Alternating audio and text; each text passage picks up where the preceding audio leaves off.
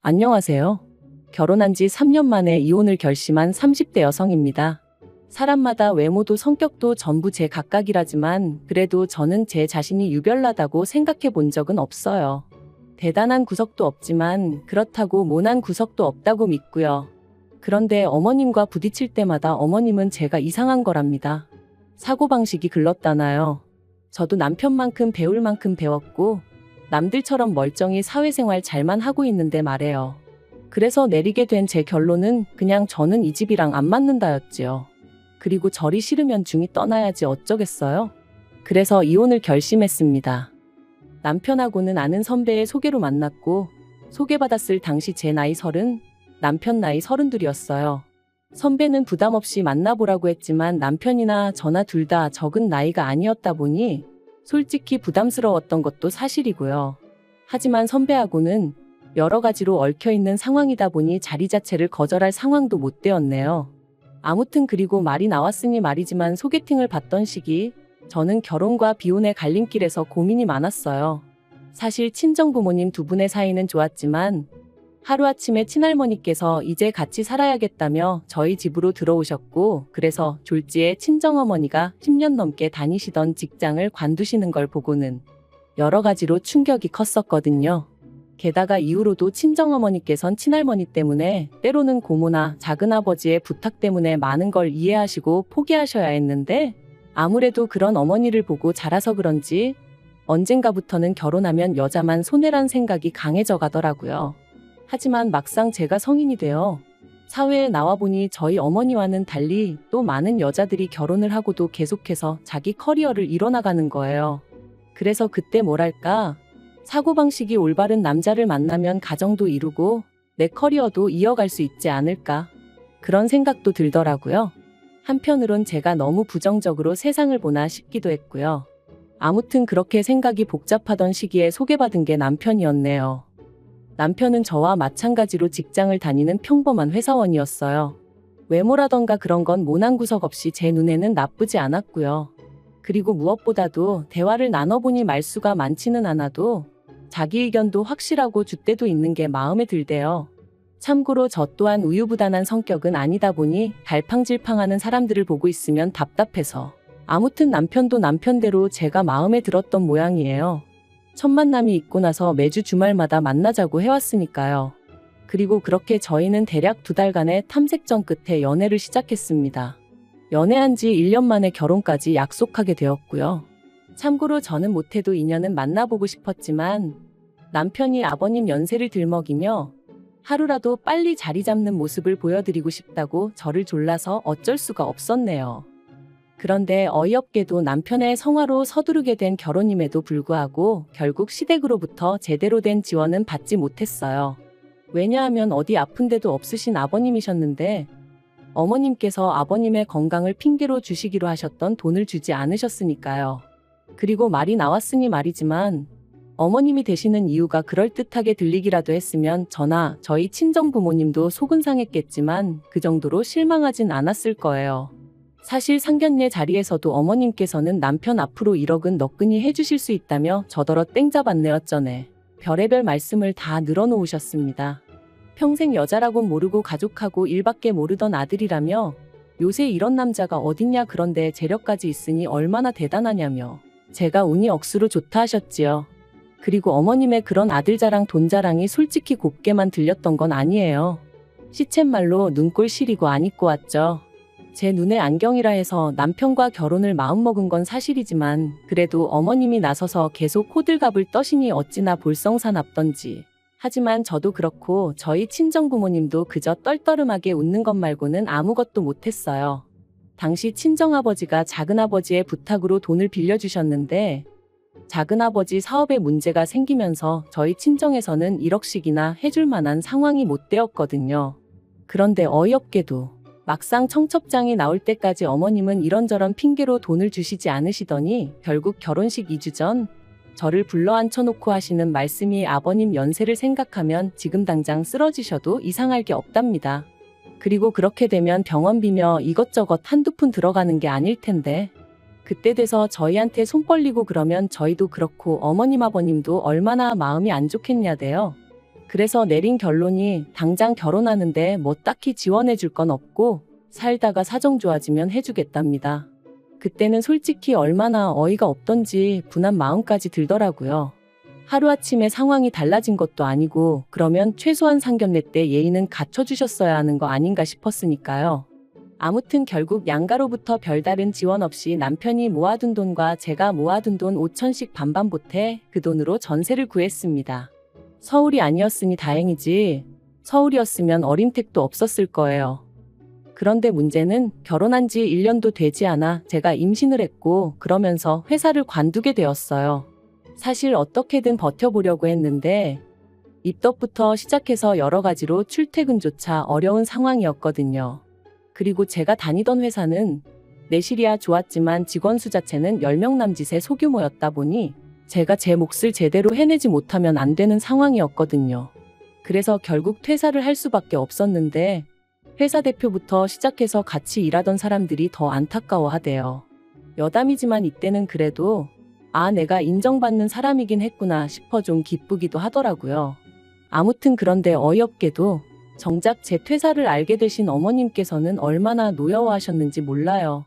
그것도 제 회사한테 노여워하신 게 아니라 퇴사를 했다는 사실에 노여워하셨어요. 말씀하시길 제 조건이랄 게 마음에 드는 게 없었지만 그래도 제가 제 밥벌이는 하겠구나 싶어서 허락한 결혼이었다 하시며 그런데 이제 와서 임신했다고 유세 부리냐 어떻게 남편 고생할 건 하나 생각도 안 하고 그거 좀 힘들다고 홀랑 회사를 때려치냐. 너는 그럼 앞으로 내 아들한테 기생해서 살겠다는 거냐?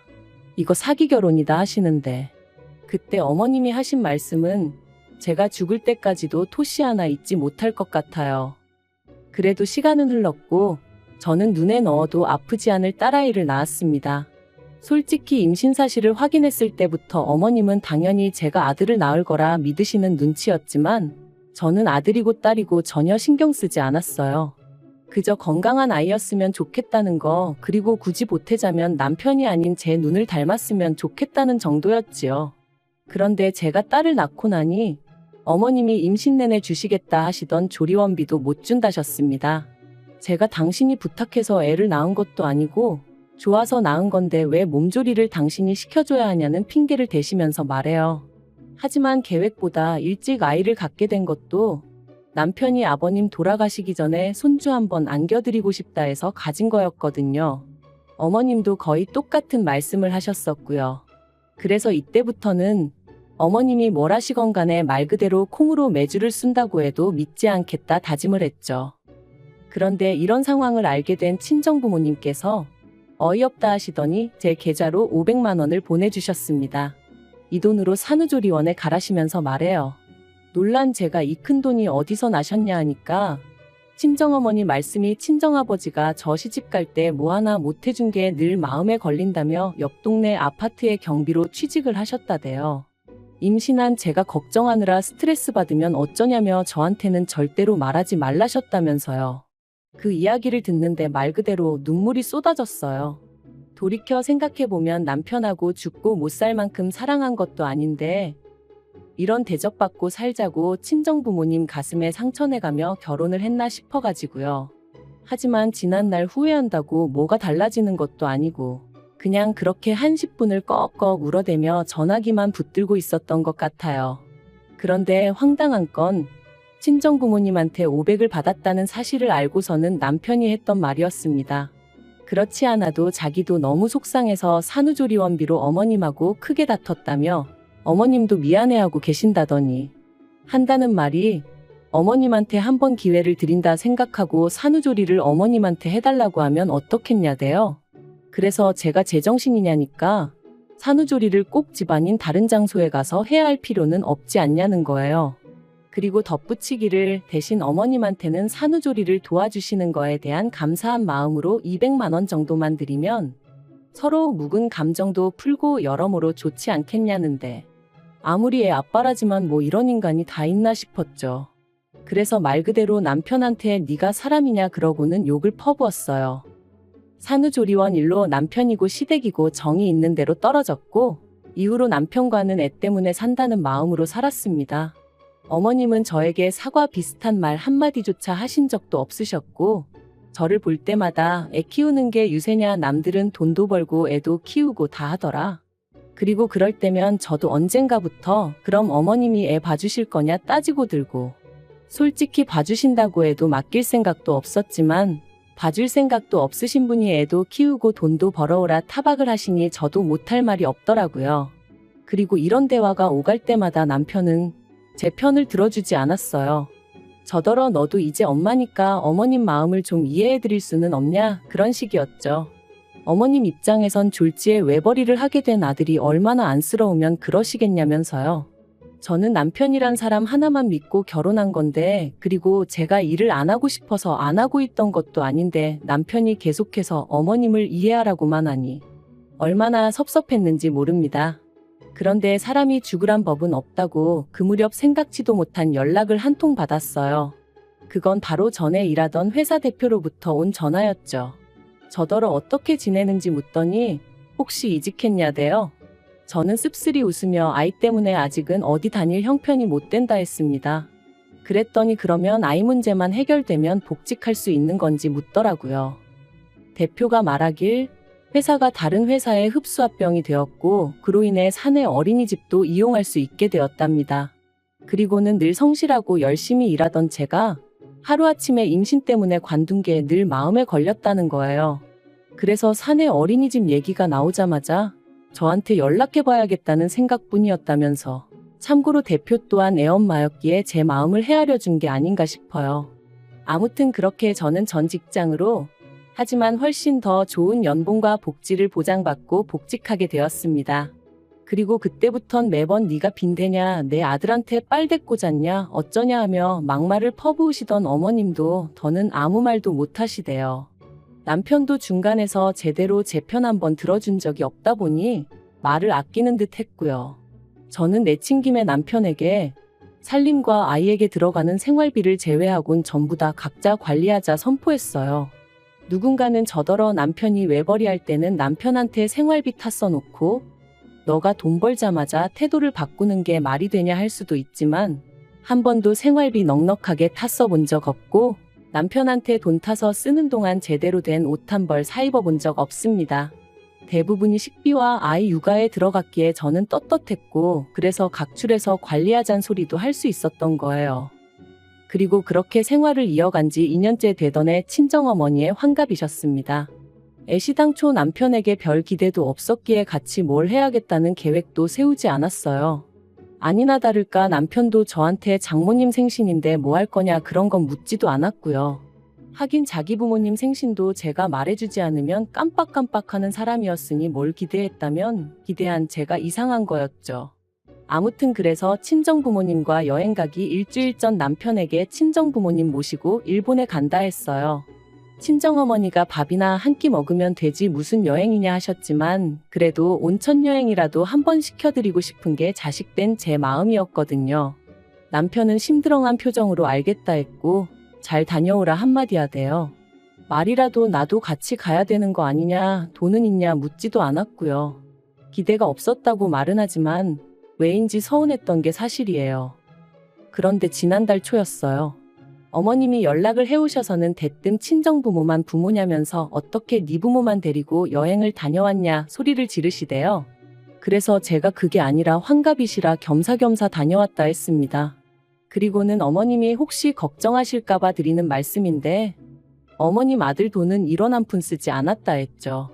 하지만 어머님께서는 그래도 그건 경우가 아니라며 화를 내셨고, 당신 환갑 때는 아무것도 못했다며 하소연을 하셨습니다. 황당한 건 어머님 환갑 때는 제가 이 집 며느리가 아니었는데 말이죠. 어머님은 저희 친정어머니보다 나이가 6살이나 많으셨거든요. 그래서 제가 그러면 칠순 때 챙겨드리겠다 하니까 칠순까지 얼마나 남았는 줄 아느냐며 무조건 지금이라도 지나간 환갑을 챙겨달라셨어요. 어이도 없고 환장하겠더군요. 그렇게 전화로 1시간 10분을 시달린 끝에 알겠다 했습니다. 그런데 곰곰이 생각해보니까 제가 그걸 왜 해드려야 하나 싶더라고요. 그래서 남편한테 여행은 좀 과한 것 같다니까 저더러 알아서 하랍니다. 자기는 어머님 환갑 때 100만 원 해드렸으니까 이 일과는 상관이 없다면서 말이죠. 그리고 강 건너 불구경하듯 말하는 남편의 모습을 보고 있으니 그동안 어머님과 제가 갈등이 있을 때마다 남의 일마냥 먼 산만 보던 남편의 지난 과거들까지 떠오르면서 더더욱 억울하고 분한 마음이 들더라고요. 그래서 저도 이대로는 못 넘어가겠다. 말 그대로 복수를 해야겠다 싶대요.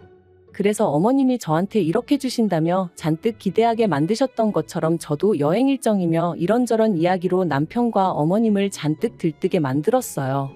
그리고 출발 하루 전날 남편과 함께 어머님 댁에 찾아가 갑자기 사정이 생겨 여행을 못 갈 것 같다고 통보해버렸습니다.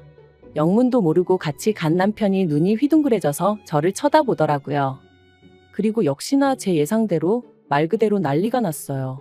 제가 당신을 가지고 놀았다면서 세상에 이런 법이 어딨냐 하시더니 약속을 했으면 지켜야지 사람을 뭘로 보고 이런 짓을 하냐면서요.